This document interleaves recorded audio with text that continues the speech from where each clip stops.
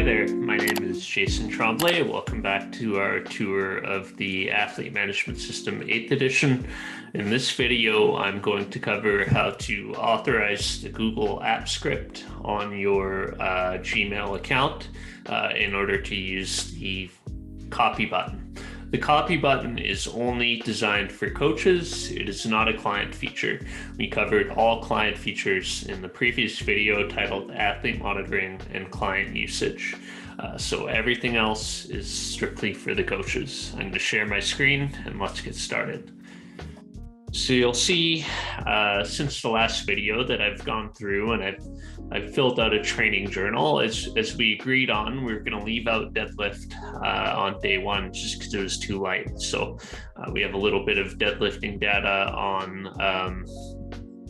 on day two. We can go through and fill in RPs for that. So let's say these were our RPs for week 2.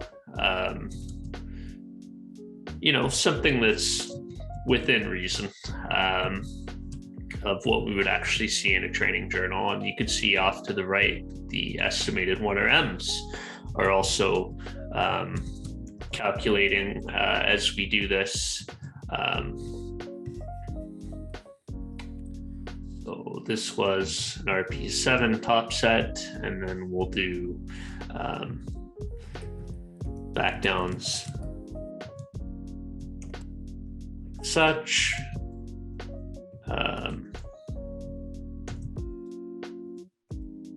And then for deadlift, let's say, 4, 5, 5, 6, 6, maybe 7 on the final, because a lot of reps.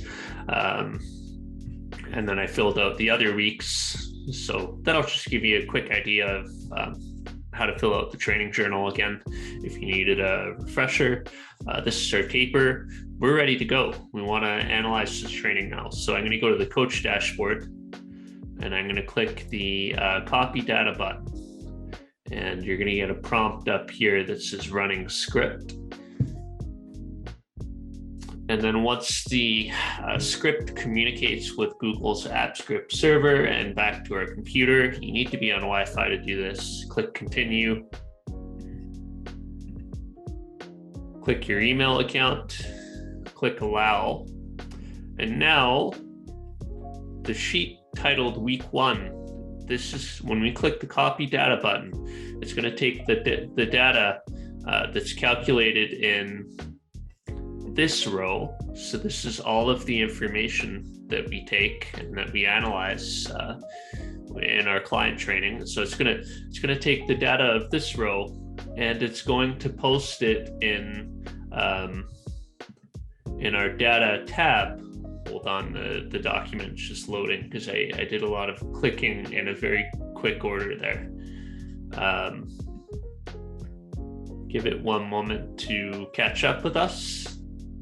And so that copy button is incredibly handy because it allows us to take that data, which is, of course, a ton of formulas used to compute it, and we're going to put it into a raw data sheet for analysis and graphing. So I've copied week 1. Now that we go to the data tab, we can see no formulas. It's just values. And so we're actually going to copy each week in our program because we've done 4 weeks of training now. And you see each time I do it, it goes on to the next week. So now week 4 is in there. Click OK. Now, if I go to graphs, I have these nice graphs showing me different areas. This is something that just fixed very quickly because our axis, the max, is now 10 there, like such. So now we have readiness, and then we also have session RP.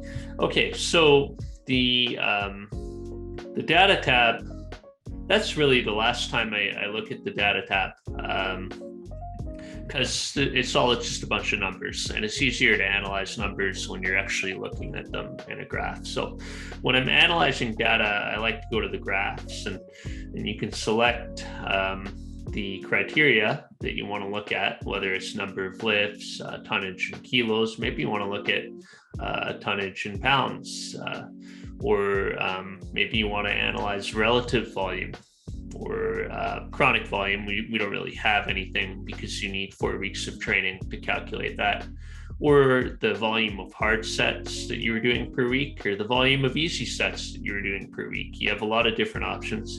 I like to analyze tonnage against the training 1 rep maximum. The training 1 rep maximum is here, but if you're using a different approach to training, you could also look at the average estimated 1 rep maximum. And now we see a trend in training that's occurring, and maybe we can edit the axis here a little bit, just so it's more sensitive to the range of strength that our lifter is in. So something like this.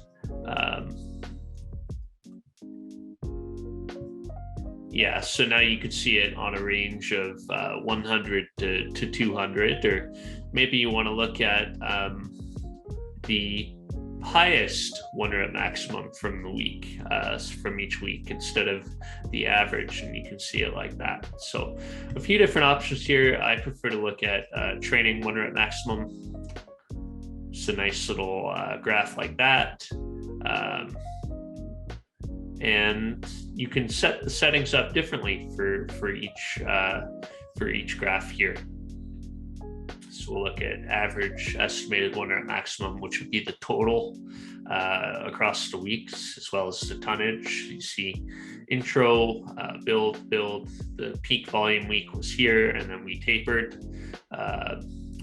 If you want to analyze different variables, maybe sleep quality, you see that sleep quality was best in the final week. Maybe we want to look at soreness. Soreness gradually increased as the program went on throughout the body. Stress, client had pretty stressful week 2 and week 3, so the rating is a little bit lower there, and higher in week 1 when times were good and clients really excited to train. Here we can actually look at the volume per muscle group of quadriceps, chest, or hamstrings. These are really the most important, I think, the primary movers of most deadlifts, most bench presses, and of all squats. So you can look at number of sets, or you can look at number of lifts. It's completely up to you, and then it'll compare against the RPE. So you can now look at, okay, what was I doing on the main lift, and then what was I doing with my accessories? And of course, you can play around with the size of the right and left axes as well if you need.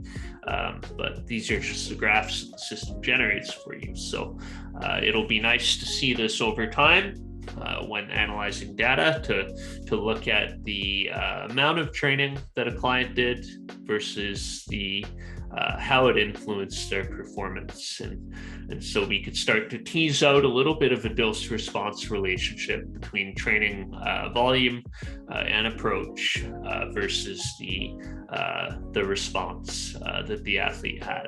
So that's our data analysis engine in the graph section. We also have data analysis built into the sheets. So you'll see the number of sets that you're doing per muscle group, the volume you're doing per week. If you want to analyze relative volume instead of tonnage, you can select relative volume here, and now everything will calculate as a percentage of relative volume rather than of tonnage. And then, of course, we have these options as well if you prefer to look at other criteria. So that's the data analysis in our system. In the next videos, I'll go into creating individualized profiles when programming with RPE or with velocity-based training. I'll see you in the next video.